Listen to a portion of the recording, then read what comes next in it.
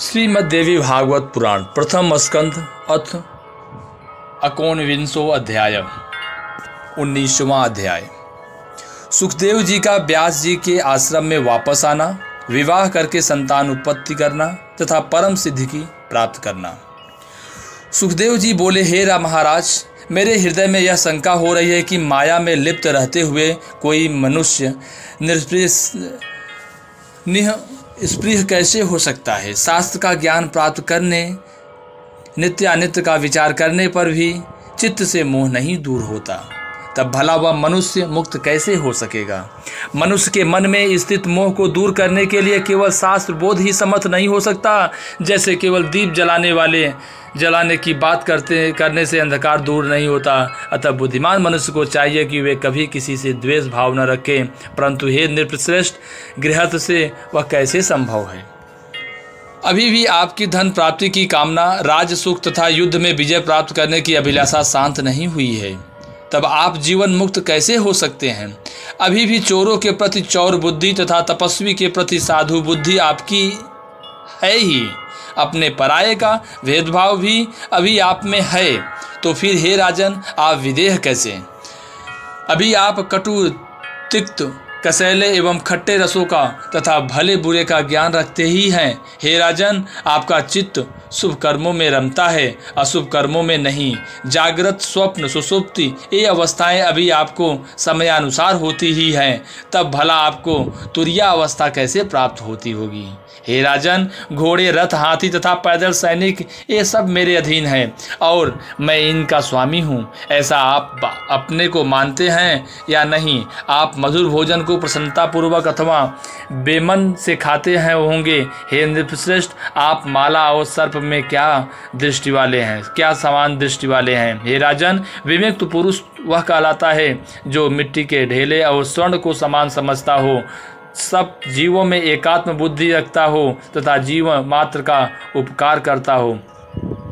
मेरा मन घर, स्त्री आदि में कभी नहीं लगता, इसलिए अकेले ही निष्प्रिय भाव से मैं सदा विचरण करता रहूं, ऐसा मेरा विचार है। निसंग, ममता रहित और शांत होकर केवल पत्र, मूल, फल इत्यादि ग्रहण करता हुआ मैं निर्द्वंद्व एवं अपरिग्रही होकर मृग की भांति स्वच्छंद विचरण करूंगा।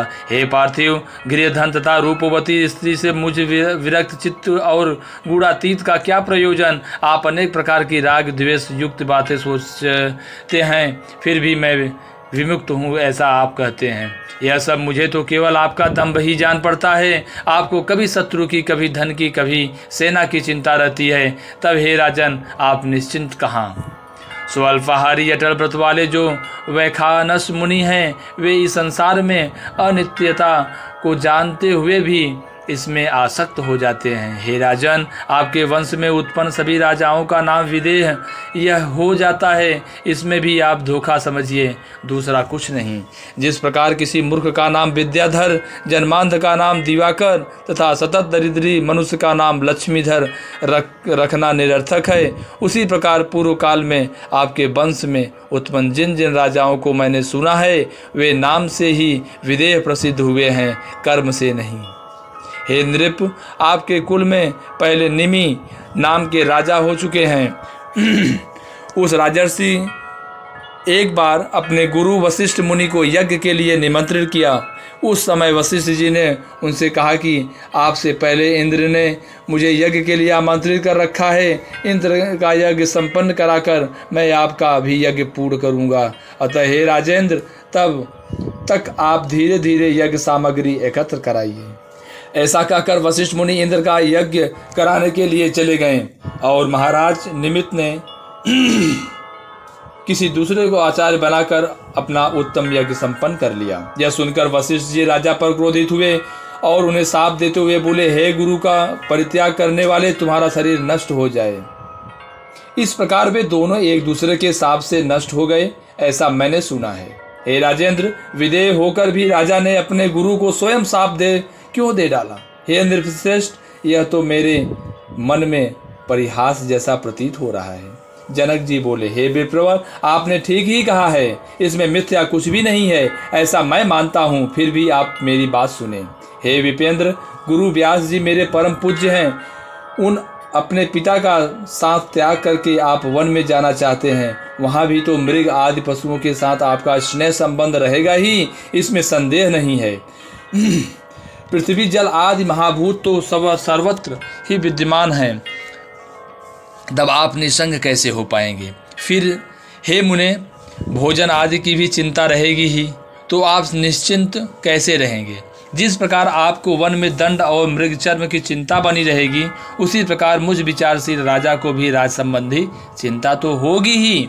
आप ही भ्रम में पड़कर यहाँ तक दूर देश में आए हैं, मुझे किसी प्रकार का विकल्प रूपी संदेह नहीं है, क्योंकि मैं तो सर्वदा निर्विकल्प हूँ। हे विप्र, मैं सुख से भोजन करता हूँ और सुखपूर्वक शयन करता हूँ। हे मुने, मैं वध्य नहीं हूँ, इस भावना से मैं सर्वदा सुखी रहता हूँ। इसके विपरीत मैं वध्य हूँ, इस शंका से आप सर्वदा दुखी रहते हैं। अतः आप इस शंका को छोड़कर सदा सुखी एवं स्वस्थ हो जाइए। यह शरीर मेरा है, यही बंधन का कारण है, यह मेरा नहीं है, ऐसा निश्चित ही मुक्ति है। यह गृह संपत्ति राज्य मेरा नहीं है, ऐसा मेरा दृढ़ निश्चिंत है। सूत जी बोले, महाराज जनक की बात सुनकर सुखदेव जी हर्षित हुए और उनके आज्ञा लेकर व्यास जी के उत्तम आश्रम के लिए चल पड़े। व्यास जी ने अपनी आज्ञा अपने ज्ञानी पुत्र को आते देखकर सुख प्राप्त किया। उन्होंने सुखदेव जी के हृदय से लगाकर उनका सिर सूंघ कर उनकी कुशलता पूछी। सब शास्त्रों में कुशल एवं वेदाध्ययन में तत्पर श्री सुखदेव जी अपने पिता के साथ उन रमणीय आश्रम में सावधान होकर रहने लगे। राज करते हुए महात्मा जनक की वह विदेहावस्था देखकर सुखदेव जी परम शांति को प्राप्त कर अपने पिता के आश्रम में ही स्थित हो गए। योग मार्ग की स्थित रखते हुए भी सुखदेव जी ने पितरों की पीवरी नाम की सौभाग्यवती सुंदर कन्या को पत्नी के रूप में स्वीकार किया।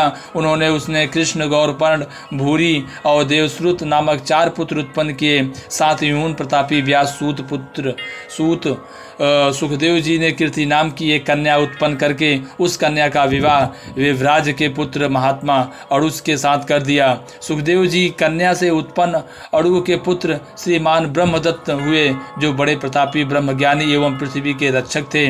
वे कुछ समय के बाद देवर्षि नारद के उपदेश से और परम श्रेष्ठ ब्रह्म तत्व का ज्ञान पाकर योग मार्ग का आश्रय लेकर राज्य का भार अपने पुत्र को सौंपकर बद्रिकाश्रम चले गए। वहां नारद जी के कृपा प्रसाद से प्राप्त माया बीज के उपदेश से उन्हें निर्वाध तथा तत्क्षण मुक्तिदायक ज्ञान उत्पन्न हुआ। उधर सुखदेव जी भी अपने पिता का साथ त्याग कर कैलाश के सुरम्य शिखर पर चले गए और निसंग भाव से अविचल ध्यान लगाकर स्थित हो गए। कुछ ही दिनों में उन्हें परम सिद्धि की प्राप्त हो गई और वे पर्वत के शिखर से उड़ गए तथा महातेजस्वी वे सुखदेव जी आकाश में जाकर सूर्य के समान सुशोभित होने लगे।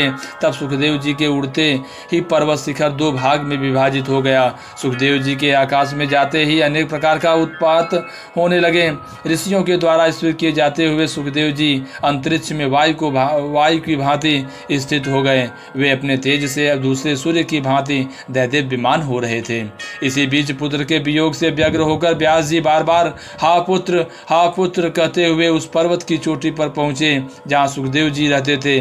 थके हुए व्यास जी को दीन भाव से करुण क्रंदन करते हुए देखकर सभी जीवों में साक्षी रूप से विद्यमान परमात्मा ने प्रतिध्वनि के रूप में उत्तर दिया। आज भी उस पर्वत के श्रृंग पर वैसी ही प्रतिध्वनि स्पष्ट सुनाई देती है। अपने प्रिय पुत्र सुखदेव के विरह में हा पुत्र कहकर विलाप करते हुए व्यास जी को शोक संतप्त देखकर साक्षात शंकर जी वहां आकर उन्हें सांत्वना देने लगे। हे व्यास जी, आप शोक मत कीजिए, आपके पुत्र श्रेष्ठ योगवेत्ता हैं। उन्होंने अकृतात्माओं के लिए भी दुर्लभ परम गति प्राप्त कर ली है। अतः ब्रह्म ज्ञान रखने वाले आपको उन ब्रह्मज्ञानी सुखदेव के लिए चिंता नहीं करनी चाहिए। हे पवित्रात्मा, सुखदेव के समान पुत्र के द्वारा आपकी महान कीर्ति हुई है। व्यास जी बोले, हे देवेश, हे जगतपते, मैं क्या करूं, शोक दूर नहीं हो रहा है। पुत्र दर्शन की लालसा वाले मेरे नेत्र अतृप्त हैं। महादेव बोले, अब आप अपने पुत्र की रमणीय छाया अपने पास सर्वदा विद्यमान देखेंगे। हे मुनिवर, हे परंतप, उस छाया को देखकर आप अपना शोक दूर कीजिए। सूत जी बोले, तदंतर व्यास जी ने अपने पुत्र सुखदेव की ओजस्विनी छाया देखी। उन्हें वरदान देकर शंकर जी वहीं अंतर ध्यान हो गए। महादेव जी के अंतर्हित हो जाने पर व्यास जी भी अपने आश्रम को लौट गए। सुखदेव जी के वियोग से संतृप्त होकर वे अत्यंत दुखी रहने लगे। जय माता दी।